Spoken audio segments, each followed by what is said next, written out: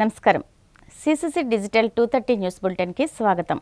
ముందుగా వార్తల్లోని ముఖ్యాంశాలు.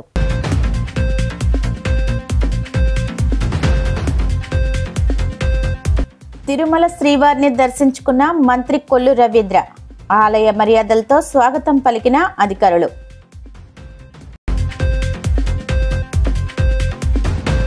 మంగళగిరి జనసేన పార్టీ కార్యాలయంలో జనవాణి కార్యక్రమం. ప్రజల నుంచి అర్జీలు స్వీకరించిన పి గన్నవరం ఎమ్మెల్యే గిడ్డి సత్యనారాయణ. ఈ నెల 9న దేశవ్యాప్తంగా జరగనున్న సార్వత్రిక సమ్మెను జయప్రదం చేయండి. ఆంధ్రప్రదేశ్ రైతు సంఘం జిల్లా కార్యదర్శి కె శ్రీనివాస్ పిలుపు. తీవ్ర ఆర్థిక సమస్యలతో ఉన్న సినీ నటి పాకీజాకు డిప్యూటీ సీఎం పవన్ కళ్యాణ్ అండ. తక్షణ సాయంగా 2 లక్షల చెక్కును అందజేసిన జనసేన నేతలు. గోదావరి నదీమ తల్లికి నిత్యహారతి ప్రారంభించి జూలై 1వ తేదీతో దశాబ్దం పూర్తయింది.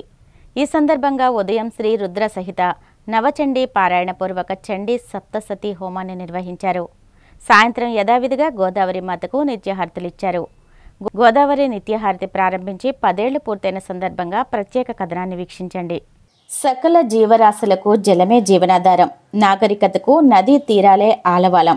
అలాంటి నదీ జలాలకు కృతజ్ఞతాపూర్వకంగా భక్తితో పూజించడమే నదీ హారతి ముఖ్య ఉద్దేశం. దేశంలోనే ప్రముఖ ఆధ్యాత్మిక కేంద్రం కాశీలో గంగామాతకు హారతి ఇస్తుంటారు. గంగా హారతి దేశంలోనే ప్రముఖ ఆధ్యాత్మిక పర్యాటక కార్యక్రమంగా ప్రసిద్ధి చెందింది. గంగా హారతిని స్ఫూర్తిగా తీసుకుని దక్షిణ కాశీగా పేరొందిన రాజమహేంద్రవరంలో దక్షిణ గంగగా పేరొందిన గోదావరి మాతకు హారతులు ఇవ్వాలని తొలుత బుద్ధవరపు చారిటబుల్ ట్రస్ట్ సంస్థ సంకల్పించింది. దేవాదాయ శాఖతో కలిసి 2010 నవంబర్ 10వ తేదీ విజయదశమి పర్వదినం నాడు పుష్కర్ ఘాట్లోని 2 రైలు వంతెనల మధ్య రంగురంగుల దీపాలతో అలంకరించిన పంటలపై గోదావరి మాతకు హారతి కార్యక్రమానికి శ్రీకారం చుట్టారు. నాటి నుంచి 2015 వరకు గోదావరి మాతకు పౌర్ణమి నాడు భక్తిపూర్వకంగా హారతులు ఇచ్చేవారు. గోదావరి పుష్కరాలను పురస్కరించుకుని నేటి ముఖ్యమంత్రి నారా చంద్రబాబు నాయుడు దంపతులు పుష్కర ఏర్పాట్ల పర్యవేక్షణలో భాగంగా గోదావరి హారతి గురించి తెలుసుకున్నారు. కాశీ తరహాలో ప్రతిరోజు గోదావరి మాతకు నిత్య హారతులు ఇవ్వాలని చంద్రబాబు దంపతులు సూచించడంతో 2015 జూలై 1వ తేదీ నుంచి గోదావరి మాతకు నిత్యహారతి కార్యక్రమం ప్రతిరోజు సాయంత్రం నిరాటంకంగా సాగుతోంది. కరోనా సమయంలో కూడా శాస్త్రోక్తంగా కొనసాగింది. బుద్ధవరపు చారిటబుల్ ట్రస్ట్ నిర్వాహకుడు బిఎన్ఎస్ కుమార్ కన్నుమూయడంతో 2022 విజయదశమి నాటి నుంచి అన్నవరం శ్రీ సత్యనారాయణ స్వామి దేవస్థానం ఆధ్వర్యంలో నిత్యహారతి కొనసాగుతోంది. సూర్యాస్తమయాన్ని దృష్టిలో ఉంచుకుని అక్టోబర్ 1 నుంచి మార్చి 30వ తేదీ వరకు సాయంత్రం 6:30 ఏప్రిల్ 1 నుంచి సెప్టెంబర్ 30వ తేదీ వరకు సాయంత్రం 7 గంటలకు నిత్యహారతి జరుగుతుంది. నిత్యహారతిలో భాగంగా గోదావరి మాతకు 14 రకాల హారతులు ఇస్తారు. అఖండ గోదావరి 7 పాయలుగా విడిపోయింది. దీనికి సంకేతంగా 7 అర్చకులు సప్త ఋషులు కూడా హారతులు సమర్పిస్తారు. గోదావరి హారతిని దర్శించుకోవడం ద్వారా వివిధ దోషాలు తొలగిపోవడమే కాక మానసిక శారీరక ఆరోగ్యం అష్టైశ్వర్యాలు సిద్ధిస్తాయని విశ్వాసంతో వేలాది మందులు భక్తులు గోదావరి హారతిని తిలకించేందుకు తరలి వస్తున్నారు. పర్వదినాల్లో ఈ సంఖ్య మరింత పెరుగుతుంది. నగరానికి వచ్చే ప్రముఖులు, దేశంలోని ఇతర ప్రాంతాల వారితో పాటు విదేశీయులు కూడా గోదావరి హారతిని భక్తితో దర్శించుకోవడం విశేషం. గోదావరి హారతి ఎలా ప్రారంభమైంది, ఎప్పుడు ప్రారంభించారు? శ్రీ గురుభ్యో నమః. శ్రీ మహాగణాధిపతయే నమః. మొట్టమొదటిగా గోదావరికి హారతి ఇవ్వాలన్న తలంపుతో బుద్ధవరపు చారిటబుల్ ట్రస్ట్ అధినేత శ్రీ కీర్తిశేషులు బుద్ధవరపు నాగేశ్వర కుమార్ గారు ఈ యొక్క హారతిని ప్రారంభించడం జరిగిందండి. 2010 నవంబర్ 10వ తారీఖు కార్తీక పౌర్ణమి సందర్భంగా మొట్టమొదటిగా ఈ గోదావరికి హారతి ఇవ్వడం జరిగిందండి. అది మొదలుకొని బుద్ధవరపు చారిటబుల్ ట్రస్ట్ ఆధ్వర్యంలో అనేక మంది ప్రముఖులతో కలిసి బుద్ధవరపు నాగేశ్వర కుమార్ గారు ఈ యొక్క హారతిని ప్రతి పౌర్ణమికి కూడా ఇస్తూ వచ్చారన్నమాట అండి. ఆ తదనంతరం 2015 మహాపుష్కరాల సందర్భంగా రాష్ట్ర ప్రభుత్వం శ్రీ ముఖ్యమంత్రి నారా చంద్రబాబు నాయుడు గారు గోదావరికి కూడా గంగా నది తరహాలో నిత్యం హారతిచ్చి మన కృతజ్ఞతను భక్తిని కూడా వెళ్ళబుచ్చాలనే తలంపుతో ఈ యొక్క నిత్యహారతిగా గోదావరి హారతిని 2015 జూలై 1 నుంచి ప్రారంభించడం జరిగిందండి. అది మొదలుకొని ఈ 2025 జూలై 1వ తారీఖుకి 10 వసంతాలు పూర్తి చేసుకుని దిగ్విజయంగా కొనసాగుతూ వస్తుందండి. దీని విశిష్టత చెప్పండి, హారతి విశిష్టత. అంటే ముందుగా మనం నదిని ఎందుకు పూజించాలి అని చాలామందికి ఒక ప్రశ్న ఉంటుంది. నది అంటే అఖండమైన నీటికి ఆనవాలు. ఈ వేదం ఏం చెబుతుందంటే సంజీవనం సమస్తస్య జగతసలిలాత్మక భవయిత్యుద్యపే మూర్తి భవస్య పరమాత్మనః. అంటే సమస్త జీవకోటిని కూడా బ్రతికించడానికి పరమేశ్వరుడే నీటి రూపంలో ఈ యొక్క భూమి మీద ఉండి చరాచర జగత్తుని రక్షిస్తూ ఉంటారు. నీటిని కూడా భవము అంటుంది. భవము అంటే బ్రతుకునిచ్చున్నది నీరు. అంటే ఈ జీవకోటి బ్రతకాలన్నా ముందుకు కొనసాగాలన్నా సరే నీరు అన్నది అత్యవసరమైన విషయం. అఖండ జలరాశిగా ఆలవైన గోదావరి ఆ నీటితో మన రాష్ట్రం సుభిక్షంగా కొన్ని లక్షల ఎకరాల పంట పొలాలను తన నీళ్ళని పాలగా మార్చి పెంచి పోషిస్తూ తెలుగు నేలని అన్నపూర్ణగా ధాన్యకడకంగా మార్చినటువంటి గోదావరిని కూడా మనం పూజించుకోవాలి, మన కృతజ్ఞత తెలియజేయాలన్న భావనతో ఈ యొక్క హారతిని ప్రారంభించి ఇంత దిగ్విజయంగా నిత్యం అశేష భక్తజన సందోహం నడుమ చాలా దేదీప్యమానంగా ఈ హారతి జరుగుతూ వస్తుందన్నమాటండి. దీన్ని చూసిన వాళ్ళకి భక్తులకి ఏంటి అసలు ప్రయోజనాలు ఏంటి అంటే ప్రతి దానికి కూడా ఒక సూక్ష్మమైన ధర్మం ఉంటుందండి. అందులో నదిని మనం పూజిస్తున్నప్పుడు ఆ నదికి హారతి ఇస్తున్నాం. ఆ హారతులు దర్శించడం వల్ల అనేకమైనటువంటి మనకి శుభయోగాలు కలుగుతుంటాయి. అంటే అమ్మవారికి ముందు నిత్యం ఎప్పుడూ కూడా గోదావరి హారతి ప్రారంభానికి ముందుగా గణపతి పూజ, వరుణ కలశారాధన చేసిన తరువాత నిత్య పూజ నిర్వహించి ఆ తదనంతరం అమ్మవారికి విశేషమైన 14 రకాల హారతులు సమర్పిస్తామటండి. ముందుగా ధూపహారతి. ఈ ధూపహారతి దేనికి ప్రతిగ్గా మనం సమర్పిస్తామంటే మనకి అనేకమైన మాయ మన చుట్టూ ఎప్పుడూ తిరుగుతుంటుంది. ఆ మాయకు పొరలన్నీ కూడా మనల్ని కప్పి జ్ఞానం వైపు కానీ భగవంతుడి వైపు కానీ మనల్ని వెళ్ళకుండా మనల్ని నియంత్రిస్తూ ఉంటుంది. ఆ మాయ తొలగి భగవంతుని అనుగ్రహం కలిగి అఖండమైన జ్ఞానసిద్ధి కలగాలని దానికి ప్రతిగ్గా ఈ యొక్క ధూపహారతిని ముందుగా సమర్పిస్తాం. తరువాత ఏకహారతి. అంటే మనం ఏ పూజా కార్యక్రమం చేసినా ముందు దీపారాధనతో ప్రారంభిస్తాం. అంటే ముందు భగవంతుని పరంజ్యోతి స్వరూపంగా కొలుస్తూ ఉంటాం. అందుకని ఆ పరంజ్యోతి స్వరూపమైన భగవంతుడికి ప్రతీకగా ముందు ఏకహారతి సమర్పిస్తాం. దానివల్ల మనకి అఖండమైన జ్ఞానసిద్ధి కలుగుతుంది. తర్వాత నేత్రహారతి. ఈ నేత్రహారతి దర్శించడం వల్ల నరఘోష దృష్టి దోషాలు తొలగిపోతాయి. తర్వాత బిల్వహారతి. ఈ బిల్వహారతి దర్శించడం వల్ల పరమేశ్వర అనుగ్రహంతో మనం చేసినటువంటి 3 జన్మల పాపాలు తొలగిపోతాయి. తరువాత నాగహారతి. ఈ నాగహారతి దర్శించడం వల్ల మన జాతకరీత్యా సంభవించే కాలసర్ప దోషాలు అలాగే నాగదోషాలు కూడా తొలగిపోయి చక్కటి వంశాభివృద్ధి సంతానాభివృద్ధి కలుగుతుంది. తర్వాత పంచహారతి. పంచభూతాత్మకుడైన పరమేశ్వరుడు సజ్జోజాత వామదేవ అఘోర తత్పురుష ఈశానములను 5 ముఖాలతో శోభిల్లుతూ ఉంటాడు. ఆ పంచమూర్తి తత్వమైన పరమేశ్వరుడికి ప్రత్యేకంగా ఈ పంచహారతి సమర్పిస్తాం. దీన్ని సమర్పించడం వల్ల ఆయురోగ్య ఐశ్వర్యాభివృద్ధి జ్ఞానము ధర్మము అన్నీ కూడా మనకి పెంపొందుతాయి.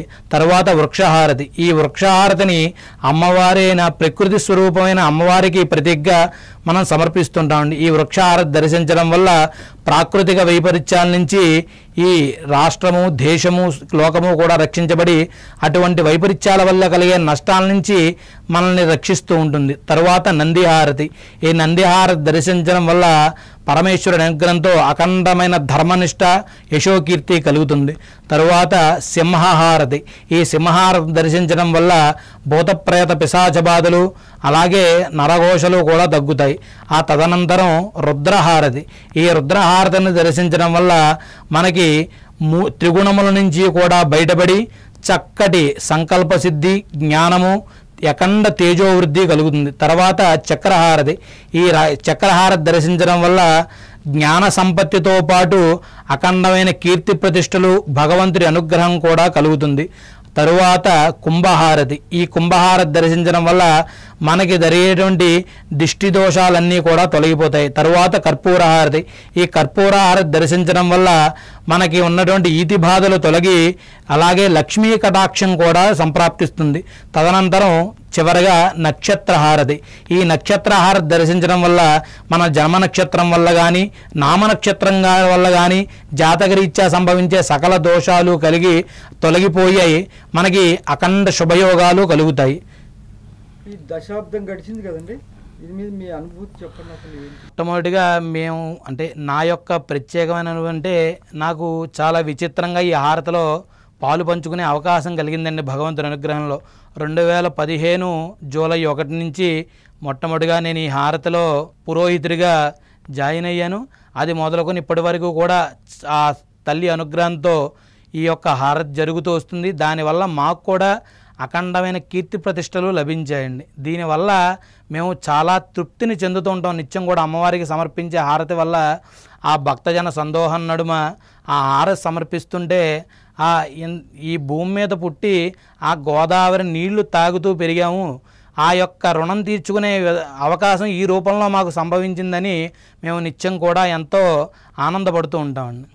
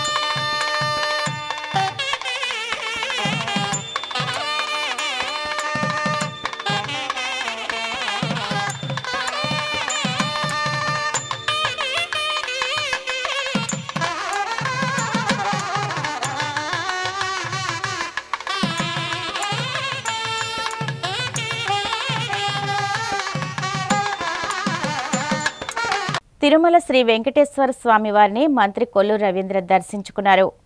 వీఐపీ ప్రారంభ విరామ దర్శన సమయంలో స్వామివారి సేవలో పాల్గొని మొక్కులు చెల్లించుకున్నారు.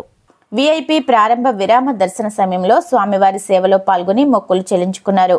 దర్శనానంతరం వీరికి రంగనాయకుల మండపంలో వేద పండితులు వేదాశీర్వచనం అందించగా ఆలయ అధికారులు స్వామివారి తీర్థప్రసాదాలు అందజేసి పట్టు వస్త్రంతో సత్కరించారు.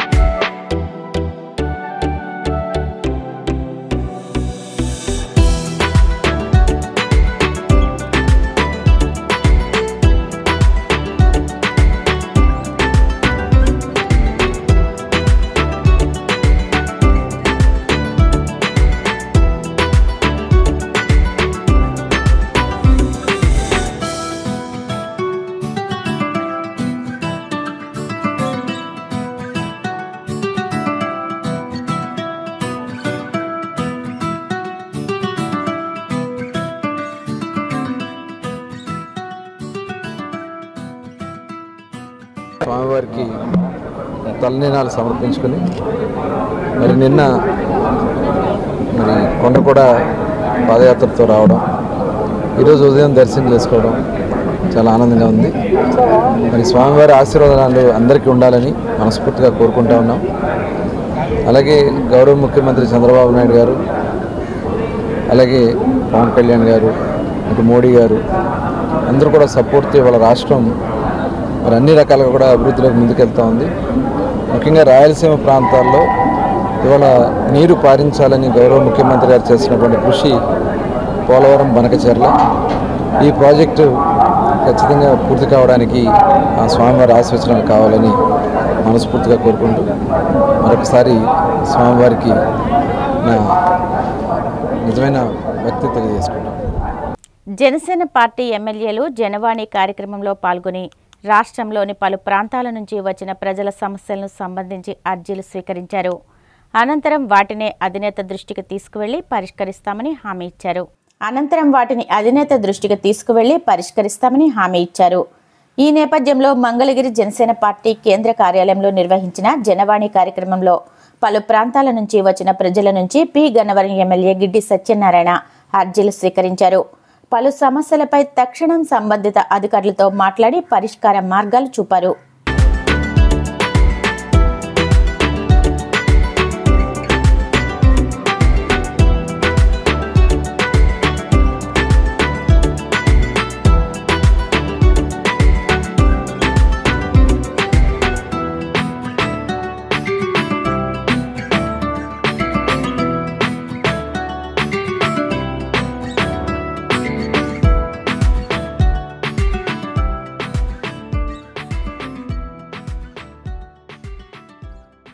కేంద్ర ప్రభుత్వ రైతాంగ కార్మిక ప్రజా వ్యతిరేక విధానాలకు నిరసనగా దేశవ్యాప్తంగా జరుగుతున్న సార్వత్రిక సమ్మెను జయప్రదం చేయాలని ఆంధ్రప్రదేశ్ రైతు సంఘం జిల్లా కార్యదర్శి కె శ్రీనివాస్ పిలుపునిచ్చారు.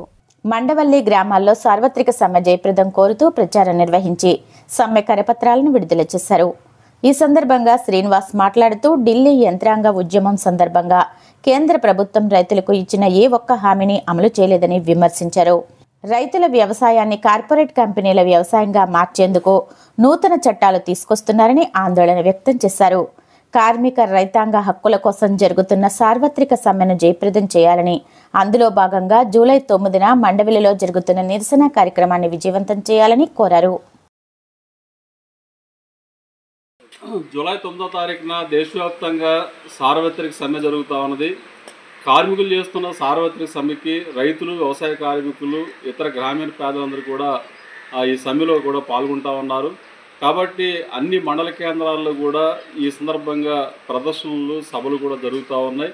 మండవల్లి ప్రాంతంలో కూడా జరుగుతున్న ఈ కార్యక్రమాన్ని విజయవంతం చేయాలని చెప్పేసి ఇవాళ కార్మికులకి, రైతాంగానికి, వ్యవసాయ కార్మికులందరికీ కూడా విజ్ఞప్తి చేస్తూ ఉన్నాం. ఇవాళ ప్రధానంగా సింగనపూడిలో దీనికి సంబంధించిన పత్రాలని విడుదల చేయడం జరిగింది. ప్రధానంగా కేంద్ర మోడీ ప్రభుత్వం అనుసరిస్తున్న విధానాల ఫలితంగా రోజురోజుకి రైతాంగం యొక్క సమస్యలు పెరుగుతూ ఉన్నాయి, వ్యవసాయ కార్మికుల యొక్క సమస్యలు పెరుగుతూ ఉన్నాయి. అట్లాగే గ్రామీణ ప్రాంతాల్లో అనేక సమస్యలు పరిష్కారం కావట్లేదు. భూ సమస్యలు కానీ ఇతర అనేక సమస్యలు పరిష్కారం కావట్లేదు. ఈ సమస్యలన్నింటినీ కూడా పరిష్కారం చేయాల్సిన అవసరం ఉందని చెప్పేసి మేము భావిస్తూ ఉన్నాం. కార్మికులకు సంబంధించిన పని గంటలు పెంచడం కానీ, కార్మిక హక్కులను హరించే విధంగా 4 లేబర్ కోడ్లు తీసుకురావడానికి కూడా మేము తీవ్రంగా వ్యతిరేకిస్తూ ఉన్నాం. కార్మిక కర్షక ఐక్యతతోటి దేశవ్యాప్తంగా జరుగుతున్న సార్వత్రిక సమ్మెను విజయవంతం చేయాలని చెప్పేసి మేము రైతు సంఘం తరపున విజ్ఞప్తి చేస్తా ఉన్నాం. ఒకప్పుడు తెలుగు చిత్ర పరిశ్రమలో తన నటనతో గుర్తింపు తెచ్చుకుని ప్రస్తుతం తీవ్ర ఆర్థిక ఇబ్బందులతో సతమతమవుతున్న సీనియర్ నటి వాసుకి పాకీజాకి ఉప ముఖ్యమంత్రి పవన్ కళ్యాణ్ అండగా నిలిచారు.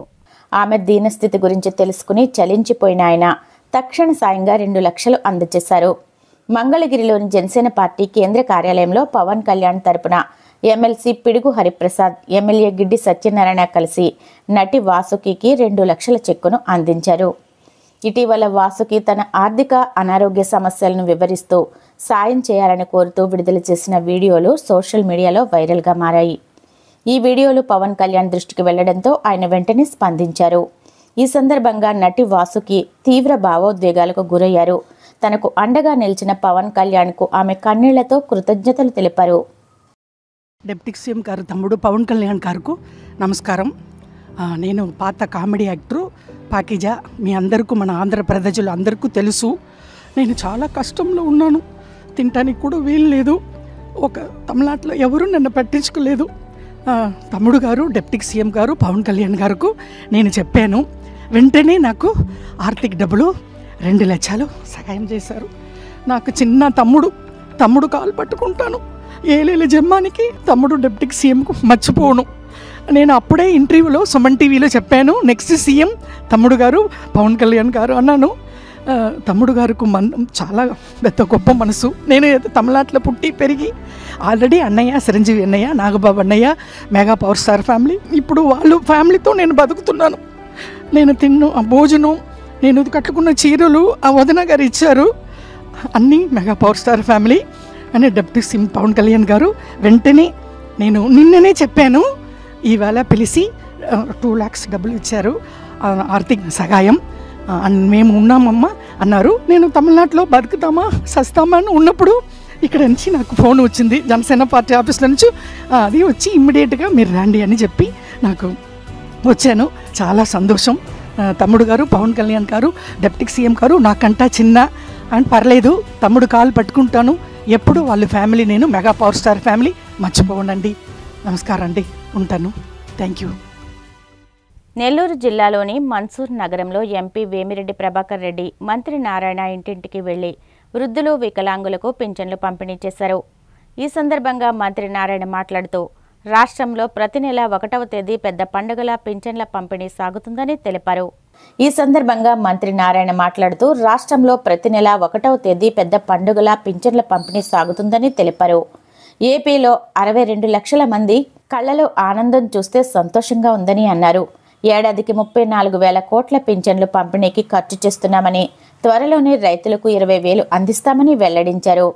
ఆగస్టు నుంచి మహిళలకు ఉచిత బస్సు ప్రయాణం హామీ అమలు కానుందన్నారు. తామిచ్చిన హామీలు అన్నింటినీ నెరవేర్చి తీరుతామని మంత్రి నారాయణ స్పష్టం చేశారు. ప్రతి నెలా పండుగ ఈ రాష్ట్రంలో, ఆంధ్రప్రదేశ్లో. ఎందుకంటే 67 లక్షల మంది, 67 లక్షల కుటుంబాల్లో ఈరోజు పెన్షన్స్ కార్యక్రమం తెల్లవారు 6 నుంచే ప్రారంభించి ఇస్తున్నారు. నేను ఎంపీ వేమిరెడ్డి ప్రభాకర్ రెడ్డి గారు ఇద్దరం యాక్చువల్గా ఈ యొక్క 42, 43 డివిజన్లోకి వచ్చి పెన్షన్స్ డిస్ట్రిబ్యూట్ చేస్తున్నాం. వాళ్ళ కళ్ళలో ఆనందం చూస్తే నిజంగా అసలు ఒకటే అంటున్నారు, ముఖ్యమంత్రి గారికి మాట చెప్పిన ప్రకారం చేశారు. వికలాంగులకైతే 6,000 చేసాం. బెడ్ మీద ఉండి లేలేక అటెండర్ యొక్క సహాయం కావాల్సి ఉంటే 15,000 చేసాం. ఇలా ఇంత పెద్ద మొత్తంలో పెన్షన్స్ ఇచ్చేది భారతదేశంలో ఏ రాష్ట్రంలో లేదు. 34,000 కోట్ల సంవత్సరానికి పెన్షన్సే కాదు, మేనిఫెస్టో ఏది చెప్పారో ప్రతి ఒక్కటి తూచా తప్పకుండా 1 by 1 చేసుకుంటూ వస్తున్నారు.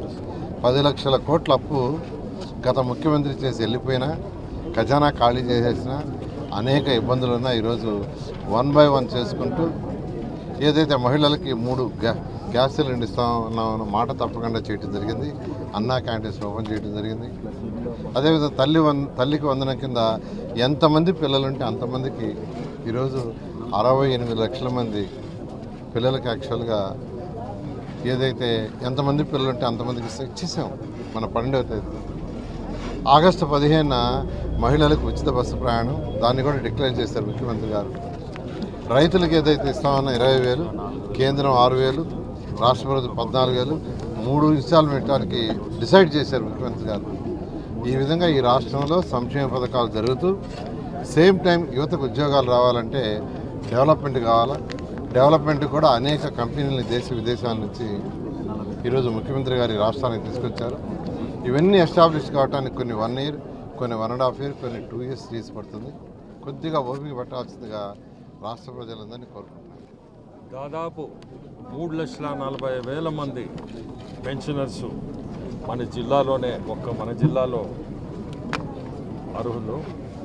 దానికిగా 130 కోట్లు మన జిల్లా వరకే పెన్షన్స్కి ఖర్చు వస్తుంది.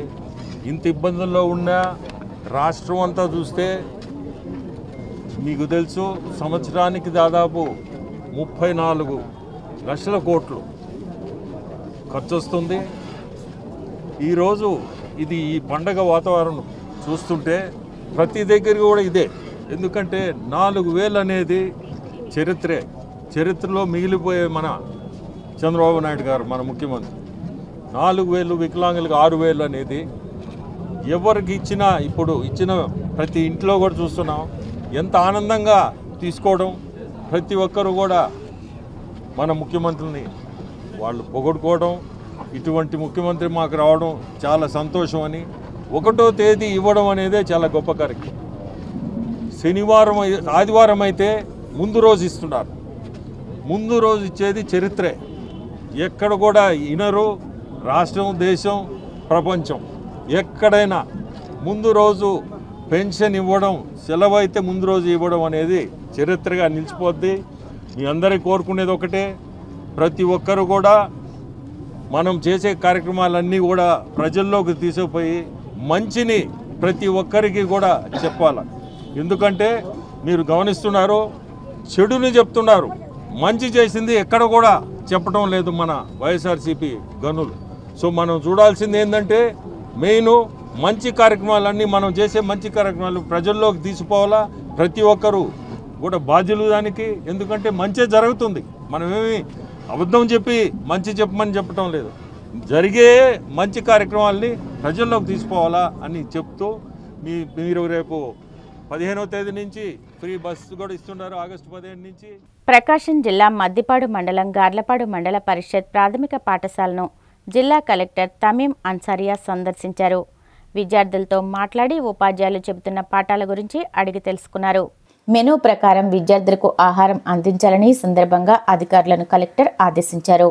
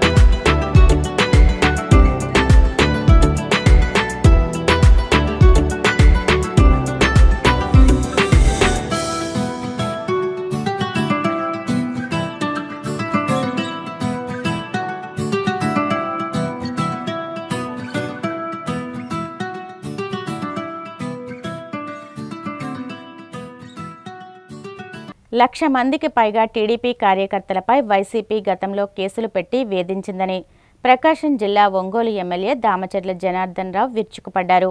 ఒంగోలు టీడీపీ కార్యాలయంలో నిర్వహించిన మీడియా సమావేశంలో ఆయన మాట్లాడుతూ నవరత్నాల పేరుతో మాజీ సీఎం జగన్ ప్రజలను దారుణంగా మోసం చేశారని దుయ్యబడ్డారు.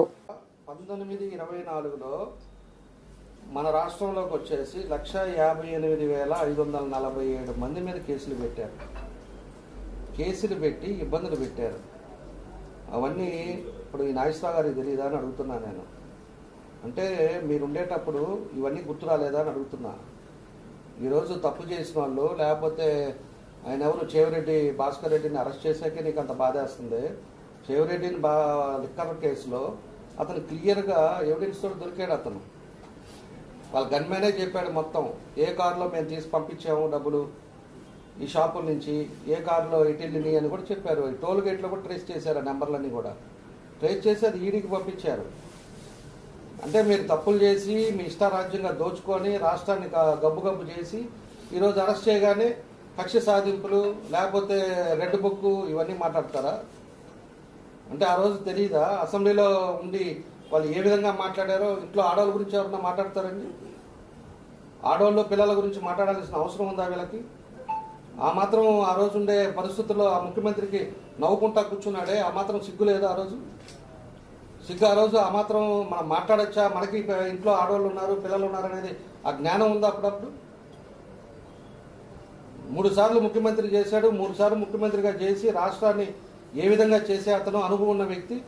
అలాంటి అతను ఇంట్లో ఆడవాళ్ళ గురించి మాట్లాడేసి అతను కన్నీళ్ళు పెట్టుకునే అంత పరిస్థితి తీసుకొచ్చారు. ఆ మాత్రం బుద్ధి లేదా? ఆ రోజు మాట్లాడేటప్పుడు తెలవదా? ఇప్పుడు కట్టగట్టుకొని ఈరోజు ఏమైనాయి, మీ సూపర్ 6లు ఏమైనాయి, అన్యాయంగా కేసులు పెడుతున్నారు, రెడ్ బుక్ అని మాట్లాడతారే. కొంచెం అన్న మానవత్వం ఉండాలి. మొన్న ఒక అతను అంటున్నాడు ఎమ్మెల్యే, వాళ్ళ ఎమ్మెల్యే ఎక్స్ ఎమ్మెల్యేనే ఇంటికి వెళ్తే ఆడవాళ్ళు కూడా తిట్టేవాళ్ళంట, వాళ్ళ ఇంట్లో వాళ్ళ భార్యలు కూడా. మీరు అసెంబ్లీకి వెళ్తుంది ఈ మాట్లాడుకోవటానిక, ఇంట్లో ఆడవాళ్ళ గురించి మాట్లాడుకోవటానిక అని చెప్పి ఆయన కూడా ఓపెన్ అయ్యి మాట్లాడటం కూడా చూసాం మేము. అంటే సంస్కారం లేకుండా మీ ఇష్టారాజ్యంగా 150 ఎగురు వచ్చిందని చెప్పేసి ఆ గర్వంతో కడప రాజకీయాలు, కడప రౌడీజాలు చేసుకుంటా అతను ఏం చెప్తాడో, ఆయన ఏం స్క్రిప్ట్ ఇస్తాడో మాట్లాడిన వాళ్ళందరూ కూడా గతి ఏమైందనేది కూడా మనం ఒక్కళ్ళు చూస్తున్నాం. మాట్లాడింది కానీ వాళ్ళు చేసిన పనులు కూడా ఇప్పుడు కూడా ఏదైనా కూడా వితౌట్ ఎవిడెన్స్ లేకుండా వాళ్ళకి నోటీస్ ఇవ్వకుండా ఎక్కడన్నా చేశారో అనేది కూడా వీళ్ళు చెప్పాలి. మాట్లాడేవాళ్ళు వాళ్ళకందరికీ నోటీసులు ఇస్తున్నారు, పిలుస్తున్నారు, మాట్లాడుతున్నారు. చెప్పిన ఎవిడెన్స్ ప్రకారంగా వాళ్ళని అరెస్ట్ చేస్తున్నారు చేసిన వాళ్ళని. ఆ రోజు ముఖ్యమంత్రి గారిని కర్నూలులో ఉన్నప్పుడు వీళ్ళకి ఏమైనా నోటీస్ ఇచ్చారా? అంత వయసులో పెద్ద ఆయనకి మీరు ఆ మాత్రం ఆ రోజు నోటీస్ ఇచ్చేసి ముందు దీని మీద అరెస్ట్ చేస్తున్నాం దీని మీద అనేది ఏమైనా చెప్పారా? అర్ధరాత్రి కూడా పనుకోని అతను బస్సు తలుపులు కొట్టేసి పోలీసు వాళ్ళని పంపించేసి నీ అధికారం ఉందని చెప్పేసి నువ్వు చేసేవే ఆ రోజు గుర్తు రాలేదా అని అడుగుతున్నా. ఈ వెంకట నాగేశ్వరరావు నిన్న వచ్చి తెగ మాట్లాడుతున్నారు వీళ్ళు. సరేలే, మాట్లాడినంత మాత్రం ప్రజలకు అర్థమవుతుంది, ప్రజలకు కూడా తెలుస్తుంది, ప్రజలు అన్నీ గమనిస్తుంటారు అని చెప్పేసి కూడా మేము కూడా గమ్ముకుంటా ఉంటే వీళ్ళు ఇష్టారాజ్యంగా చేసినవన్నీ బుడబుక్కల పనులు చేసి తప్పులు చేసి ఇవాళ వచ్చేసి ఏదో మొత్తం కలిసి కట్టకట్టుకొని ఏదో మాట్లాడితే ఎవరు చూస్తున్నారు? ఇవన్నీ ప్రజలు గమనించట్లేదా ఏందనేది కూడా అర్థం చేసుకోవాలి. ఇన్ని కేసులు పెట్టారు. ఆ రోజు డాక్టర్ సుధాకర్ పరిస్థితి ఏంది? నరి రోడ్డు మీద ప్రజలు చూస్తున్నారు, మీడియా పెట్టింది, అన్నీ చూశారు. చొక్కా ఇప్పేసి అతను ఒక మాస్క్ అడిగిన దానికి ఆయన ఎంతలా కొట్టి చంపారు. నేను జనాలు చూడలేదా? ఆ తర్వాత డ్రైవరు సుబ్రహ్మణ్యాన్ని ఆ వైసీపీ ఎమ్మెల్యే అనంతబాబు వచ్చేసి చంపేసి డోర్ డెలివరీ ఇవ్వలేదా? ఆ తర్వాత కరుణాకర్ కావల్లో ఒక దళితుల్ని ఆ రోజు కూడా కొట్టి చంపేశారు. అది జరగలేదా అప్పుడు? కార్మికుల హక్కులను ఐక్య పోరాటాల ద్వారా కాపాడుకోవాలని ఉద్యోగ కార్మికులకు సిఐటియు జిల్లా ఉపాధ్యక్షులు బి వాసుదేవరావు పిలుపునిచ్చారు. పశ్చిమ గోదావరి జిల్లా భీమవరంలోని తటవర్తి భాస్కర్ షాపు వద్ద హమాలీ కార్మికుల జనరల్ బాడీ సమావేశం జరిగింది. ఈ సందర్భంగా వాసుదేవరావు మాట్లాడుతూ జూలై 9న దేశవ్యాప్తంగా జరగనున్న సార్వత్రిక సమ్మెలో పెద్ద ఎత్తున పాల్గొని జయప్రదం చేయాలని కార్మికులను కోరారు.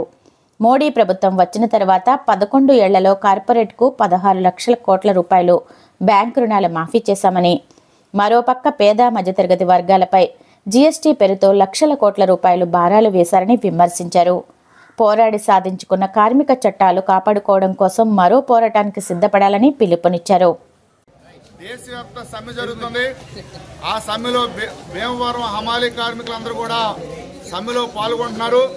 ఈ రోజున హమాలీ కార్మికులకి సమగ్ర కార్మిక చట్టాన్ని రూపొందించి అమలు చేయాలని సిఐటి డిమాండ్ చేస్తుంది. ఈ రోజున హమాలీ కార్మికులకి ప్రభుత్వం నుంచి ఎలాంటి ఇన్సూరెన్స్ పథకాలు లేవు. ఈ రోజున కేంద్ర రాష్ట్ర ప్రభుత్వాలకి హమాలీ కార్మికుల ద్వారా వేల కోట్ల రూపాయలు ఆదాయం వస్తున్నా హమాలీ కార్మికుల సంక్షేమం కోసం పట్టించుకోవట్లేదు. కాబట్టి హమాలీ కార్మికులకి సమగ్ర కార్మిక చట్టాన్ని రూపొందించి కనీస వేతనం అమలు చేయాలని సిఐటి డిమాండ్ చేస్తుంది.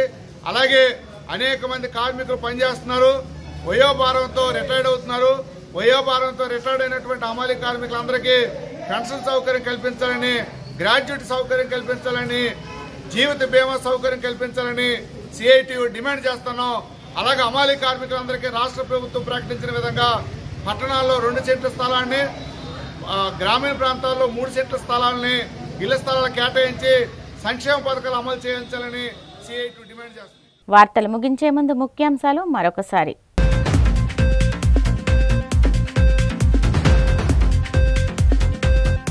తిరుమల శ్రీవారిని దర్శించుకున్న మంత్రి కొల్లు రవీంద్ర. ఆలయ మర్యాదలతో స్వాగతం పలికిన అధికారులు.